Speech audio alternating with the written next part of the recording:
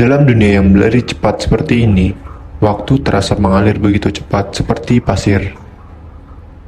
Setiap hari, gue dan lo berusaha menghadapi tugas-tugas tak terhitung jumlahnya dan gangguan yang tidak ada habisnya dalam kehidupan pribadi dan profesional kita. Tapi, gimana ya caranya mengendalikan waktu dan membuat setiap menit berarti? Ini cerita Dina, seorang profesional muda yang dulunya merasa tenggelam dalam lautan tugas yang tak ada akhir dan distraksi yang tidak ada habisnya. Setiap hari, dia berjuang melawan waktu yang terus berdetak, merasa kewalahan dan lelah. Gue tahu, pasti harus ada cara yang lebih baik.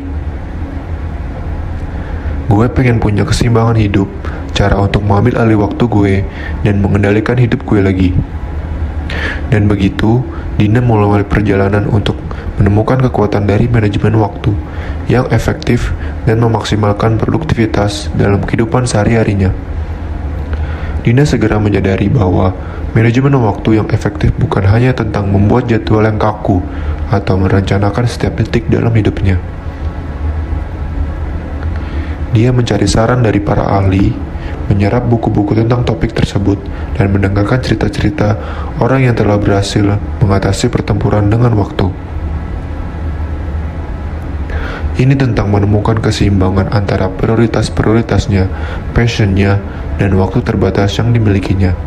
Dengan bekal wawasan ini, Dina mulai menerapkan strategi-strategi praktis untuk memanfaatkan waktu sebaik mungkin.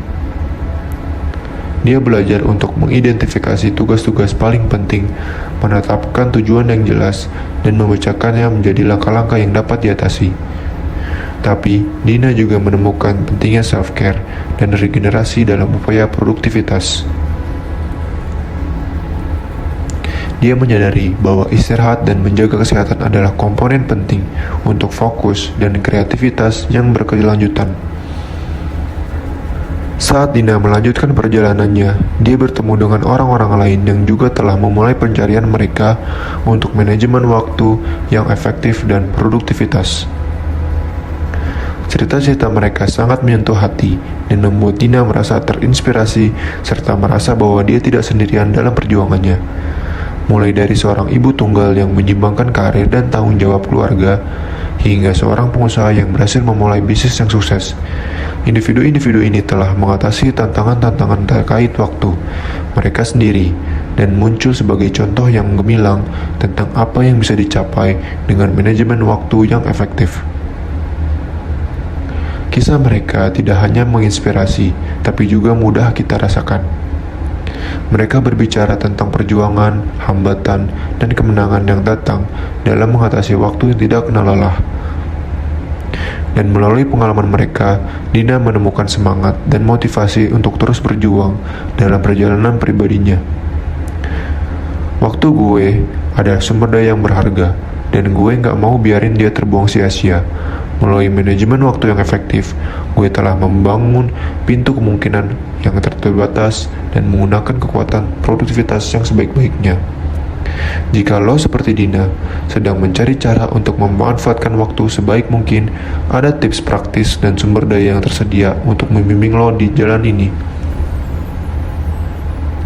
Mulailah dengan menetapkan tugas yang jelas, prioritaskan tugas-tugas lo, dan menghilangkan gangguan.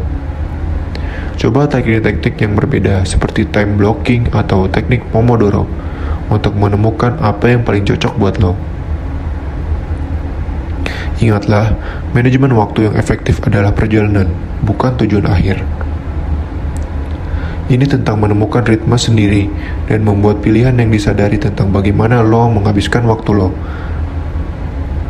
Jadi, ambil peluang ini, manfaatkan potensi lo, dan mulailah perjalanan memaksimalkan produktivitas dalam kehidupan sehari-hari lo.